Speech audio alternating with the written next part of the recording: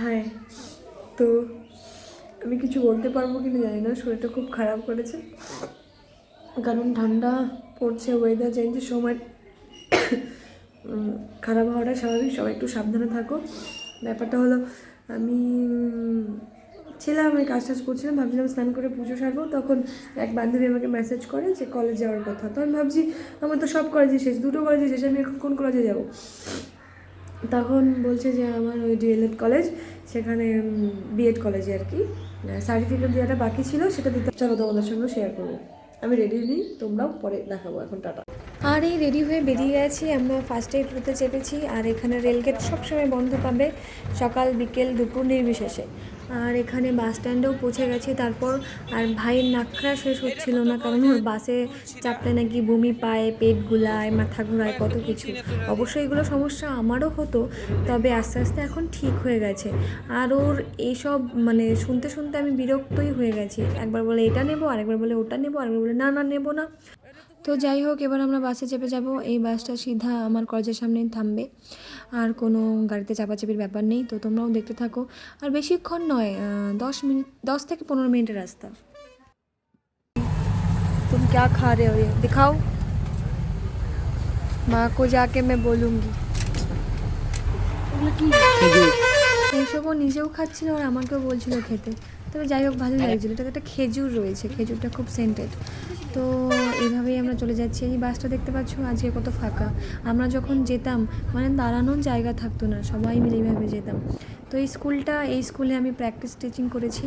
আর এই নার্সারি, এখান থেকে কত গাছ নিয়েছি, এখন তো আসাই হয় না। তো ফাইনালি আমরা এই পৌঁছে গেছি। শুরুতেই সবার সঙ্গে দেখা। এই সেই ক্যান্টিন যেখানে কত বসে আড্ডা দেওয়া হয়েছে, আর সেই কলেজ, আর এই কলেজের মাঠ।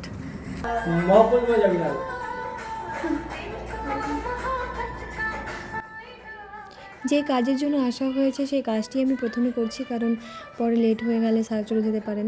ইনি হলেন আমাদের কলেজের প্রিন্সিপাল। তো সব কিছু জিজ্ঞেস করছিল কী ব্যাপার, কী রকম যা হয় আর কি। তো আমিও বলছিলাম, আর আমার ভিডিওই দেখছিল, তাই আমার হাসিও পাচ্ছিল, লজ্জাও লাগছিল, একটা সময় কত ভয়ও পেয়েছি। তো যাই হোক,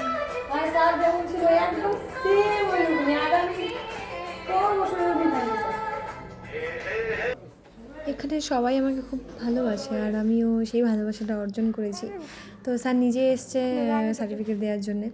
তো আমি শুধু সার্টিফিকেট নেব বলেছি, আমাকে ফাইলও দিতে, ফাইলের সঙ্গে এরকম একটা নোংরা কাগজও দিয়ে দিয়েছে। তো যাই হোক, এখানের সঙ্গে সবার সম্পর্ক আমার খুব সুন্দর, তাই এই যে একটা ফাইলও আদায় করে নিয়েছি। আর আমার ভাই কি করছে দেখো, সব কিছু শুকে দেখছে, বলছে কি বাজে সেন্ট রে।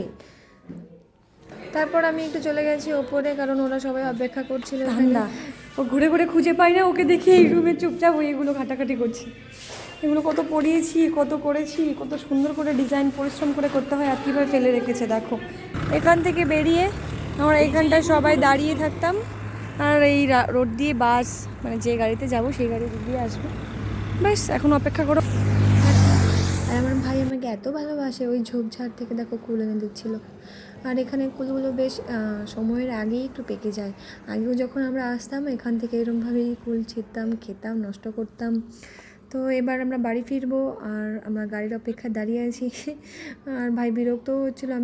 তো চলে এসেছি আমরা এখন আমাদের বাড়ির জায়গায়। তো এখানে এখন আমাদের হবে খাওয়া দাওয়া, ওকে নিয়ে এসেছি, তাই না খাওয়ালে তো হবে না। প্রথমে নিয়ে নিয়েছি বিরিয়ানি, তারপর মোমো, কারণ বিরিয়ানি এক প্লেটই নিয়েছি, আমার খাওয়ার ইচ্ছে ছিল না, আমি খেয়েছি মোমো। তারপর এই রাস্তা ক্রস করতে আমি এখনও একা একা ভয় করি। তো আর কি, এবার বাড়ি ফিরবো, দেখা হবে অন্য কোনো ভিডিওতে। ততক্ষণ পর্যন্ত ভালো থাকো, সুস্থ থাকো, টাটা।